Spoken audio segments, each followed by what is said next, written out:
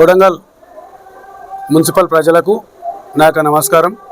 రాష్ట్ర ముఖ్యమంత్రి రేవంత్ రెడ్డి గారి నియోజకవర్గం హెడ్ క్వార్టర్ కాబట్టి ఇలా రేవంత్ రెడ్డికి నమ్మకంగా ఉన్న కొడంగల్ మున్సిపల్ ప్రజలకు నేను ఒకటే విన్నపిస్తున్నా. మా తాతగారు 5 సార్లు ఎమ్మెల్యే చేసిండు కొడంగల్కు. మా చిన్నాయన కూడా 2 సార్లు ఎమ్మెల్యే చేసిండు. రేవంత్ రెడ్డి ఎంబడి ఇవాళ వరకు రేవంత్ అన్న తిరుపతి అన్న అండతోన నేను కూడా అంచెలంచెలుగా ఎదుర్కొంటూ వచ్చిన. కొడంగల్ మున్సిపల్ ప్రజలందరూ నా ఎంబడి ఉండి నాకు సహకరించండి.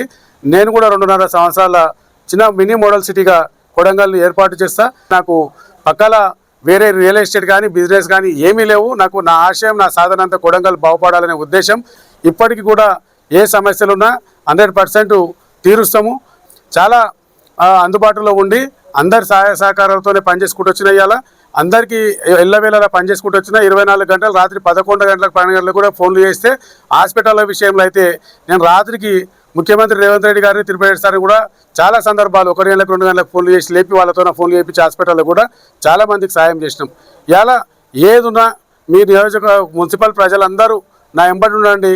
నేను మీ ఎంబడి ఉండి అభివృద్ధికి సహకరించుకుంటూ కొడంగల్ డెవలప్మెంట్లో అందరూ కీలక పాత్ర పోషించుకుంటూ పార్టీలకు అతీతంగా కొడంగల్ని డెవలప్ చేసే పూచి నాదని చెప్పి ప్రజలకు అందరికీ హామీ ఇస్తున్నా.